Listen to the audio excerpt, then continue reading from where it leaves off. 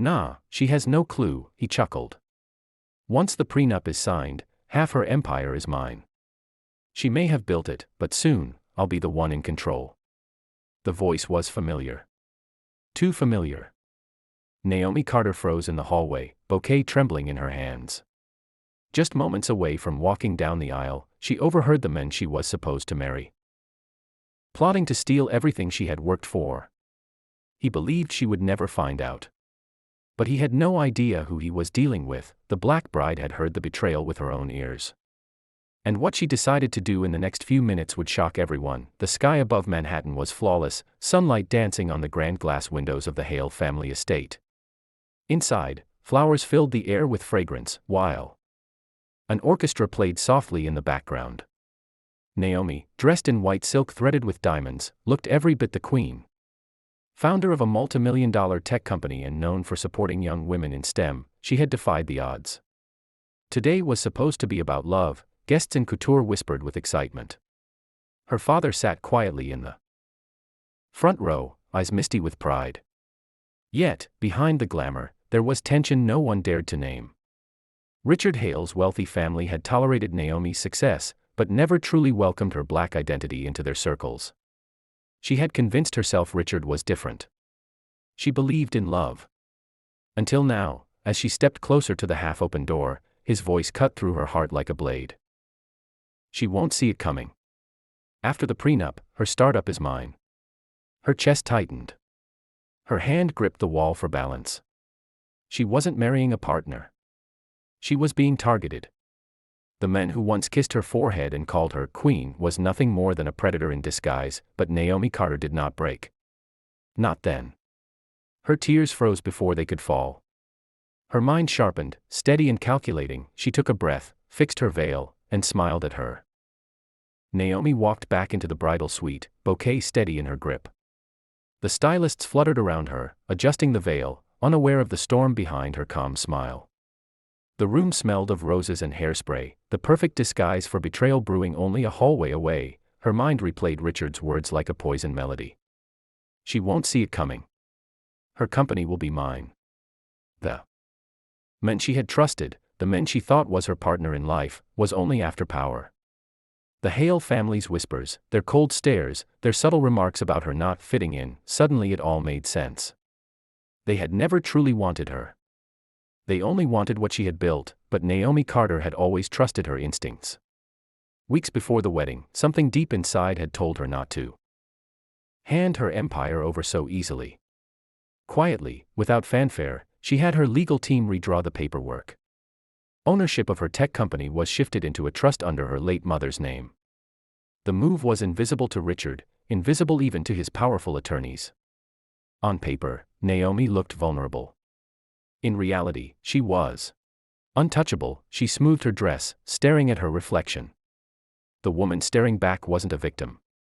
She wasn't just a bride. She was a strategist preparing for war. Outside, the music swelled. Guests shifted in their seats, waiting for the ceremony to begin. Richard, standing at the altar, flashed his perfect smile, oblivious to the fact that his perfect plan was already burning to ashes. The doors creaked open. Naomi stepped forward, every eye on her. Gasps echoed through the room at her radiant presence. But her mind was fixed on the truth she carried like a hidden blade. Each step down the aisle felt like walking into battle, yet her posture remained regal, commanding. She reached the altar. Richard grinned, his charm masking his greed. The officiant welcomed them. Guests leaned in, phones ready, capturing every moment. And then came the moment you may now share. Naomi lifted the microphone, her fingers steady though her heart thundered beneath the silk gown. For a moment, the room held its breath. Richard leaned toward her, expecting a soft smile and words of eternal devotion. His family beamed proudly, cameras flashing. This was supposed to be the moment she surrendered herself to him. Instead, Naomi began with words that sliced like a blade. I came here ready to give you everything, she said, her voice firm, unwavering. But what you offered me in return was betrayal, manipulation, and greed. The room gasped. Guests exchanged stunned glances. Richard's confident smile faltered, confusion clouding his face. Naomi's eyes never left his. You thought this day would be your victory. That by putting a ring on my finger, you take control of what I've built with my own hands. But you were wrong. Because love built on lies isn't love at all, it's theft. And I refuse to be stolen. Whispers spread like wildfire. Cameras zoomed closer. The Hale family shifted uncomfortably in their seats, their polished expressions cracking. Richard's jaw tightened. Naomi, what are you talking about? He hissed, his voice low but trembling. She held the bouquet high, then calmly placed it down on the altar. Her diamond ring glinted under the lights as she slowly slid it off her finger. The silence in the room was deafening. You wanted my company, she said, her voice now carrying the weight of thunder. But you'll never own me. Not today, not ever. Gasps filled the air. Naomi stepped back, handing the ring to the officiant. Her veil shimmered as she turned, walking away from the men who had underestimated her strength. Richard stood frozen, humiliated before the very guests he had hoped to impress. His family's power meant nothing in this moment. The orchestra faltered, the crowd buzzed in disbelief.